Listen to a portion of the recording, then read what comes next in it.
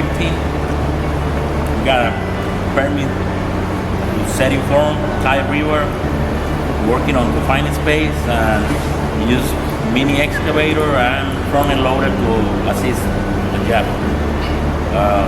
The evacuation point, we got evacuation point 24 and 23. Name of the rep is Jody Lamoine. His contact number is on Project 3. Emergency number is 3333 or the radio channel 1. Other permit required, GLA, we have 2 GLAs, building form, Thai River, and confined space, because we're working in confined space. They require use leather gloves. We have permit for vehicle entry. They require the monitor. Barricade, we have barricade at the job site.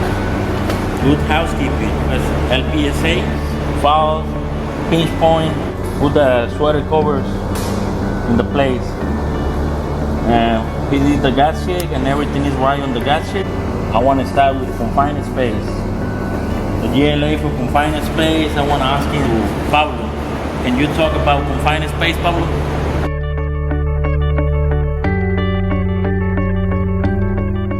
We are doing confined space, so in other words, we're going to be in the excavation today. First thing that we all have to agree on is signing our work permit as well as signing entry. We all need our ISTC badge up to date, making sure that we all have confined space on it, and as well as always wearing our proper PPE. If the confined space requires a harness, we will have to wear a harness with a lifeline available. First person into the hole needs to have the gas monitor on, who also needs to be the last person to come out of the hole. At all times when people are in the hole, please pay attention to the hole watch, as well as good communication with the person that's being the hole watch and the foreman. Any questions that you need or anything that you may need, let them know and they can go get it. While you're in the hole, just be mindful that it's going to be very hot and humidity rises while you're in there, so take breaks, drink water, stay hydrated. Also on the confined space, make sure the followers have the vest, the horn, the radio, just in case emergency or any situation, get communication with the rest of the people on the unit, with the rep or me. It's important. On this excavation that we have, it's only 15 by 15. We need only one access with the one lifeline. Make sure you got everything. We need to inspect before the excavation and make sure everything is right. Melvin, yes. You want to add another hazard on the confined space?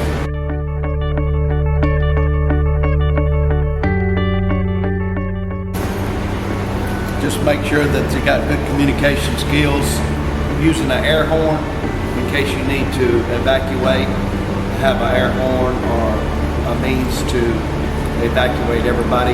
Make sure that when you do evacuate, you do not run, you take your time, you do not exit the hole in a hurry, at a safe speed.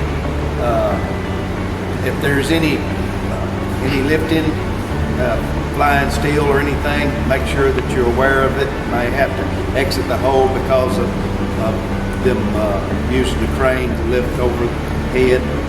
Make sure that each and every one, of course, stays hydrated. And if there's lightning in the area or anything, we have to rain or anything, make sure if there's water in the hole, watch out for slips, trips, and falls. They get muddy or slippery in the hole, and working around the rebar and everything, be careful and know your surroundings, be aware of everyone, and when you come out of the hole, make sure you sign out and let everyone know. We have another GLA for Thai River building forms. Juan, can you talk about Thai River?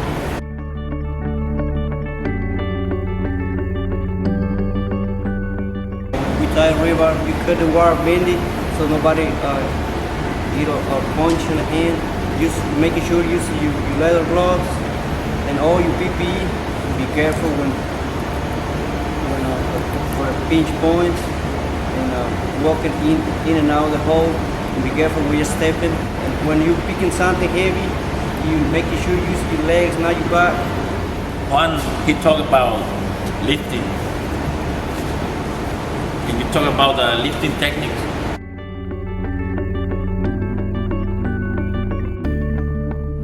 Alright, when you're lifting heavy, if you need help, get help. If you don't need help, you lift with your legs, not your back. You just bend down and you expose your legs. And when you're tying rebar, just make sure you know what you're doing and keep good housekeeping. Also, when we're working with the river, we use power tools. On power tool, probably we use a bandsaw. Jose, can you explain about power tool? What kind of hazard we have?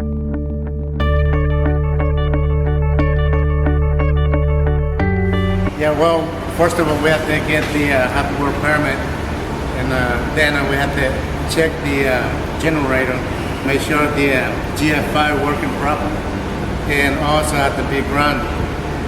Always check the extension cord before use. Any electric tools have to be checked, double checked to make sure don't have any cut work, especially in this weather, wet weather. When we use the power tools, we have to use our proper PPE, which is face shields, goggles, double hearing protection, and always, if you have a coworker around, you have to be at least 10 feet away, so that way they don't have to use your PPE. But if it's in between 10 feet, you have to. Your coworker has to use the same PPE you use it. Always, if your coworker is nearby, you might have all your PPE on, but you have to make sure your coworker has to have the same PPE before you even start working. The fire extinguisher is busy. Make sure when you inspect the fire extinguisher that we have, we got a little put on the top. Make sure it's in there. If it's outside, that fire extinguisher is not good. And make sure inspect always the fire extinguisher that on the hose have the little tag on. Make sure it's not broke. The safety tag, and make sure 30 pounds. 30 pounds. You're right. Another thing, when bring all the tools, the generator, and the fire extinguisher at the job site, make sure don't leave together the fire extinguisher with the generator. Make a little space. Yeah. That way, in case we have some fire or something, fire on the generator, you got plenty room to take the fire extinguisher and use it. Another thing about the generator, we use gasoline. We have the gasoline in the back of the truck, fill it up. Don't fill it out all the way to the top.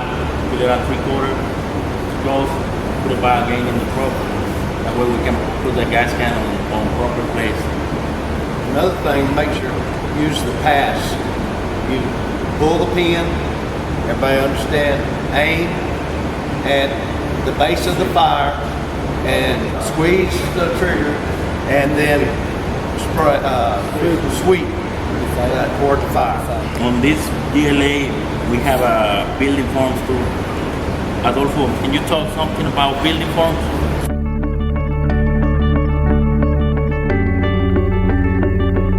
Building forms. Make sure we're gonna cut lumber, so make sure you got your all your PPE. Make sure you got the right permit and the forms.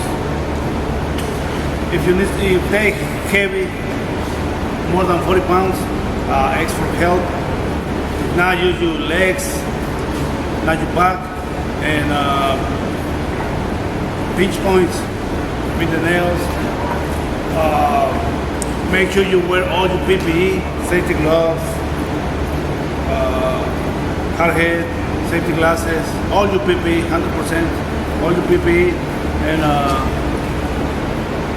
face shield if you're gonna cut the lumber, double ear protection, goggles, earmuffs.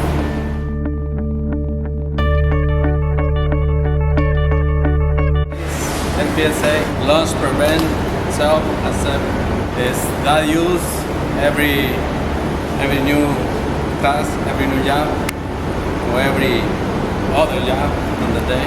Use every time, all the time, every day. It's always when you maybe it's at home or everywhere. Use LPSA. You wanna add to the NPSA? LPSA, our loss prevention self-assessment. Well, the very first step that we would have to do is you assess the risk. Whenever you, like Mr. Ezekiel just said, whether it's a new task or a new job, of course you're going to assess that. What are the risks? What's the worst things that can happen? And what could go wrong? The next step you would take is you would analyze and see how you would reduce that risk. Do I have the necessary training, and do I know what I'm doing? Making sure that everyone around me is going to be safe and using the proper tools and PPE. And my last step would be to take action and go ahead and ensure that it is a loss-free operation and take the necessary action to ensure that my job is done properly, as well as follow the written procedures that I was asked to do. And just like Mr. Ezekiel is also saying, 24-hour LPSA, and just make sure you're always doing it properly at all times. Just keep it in your head, and don't get complacent. Not only do you save your own life, but you save your crew's lives, who are, in this case, all my brothers, and just watch each other's back.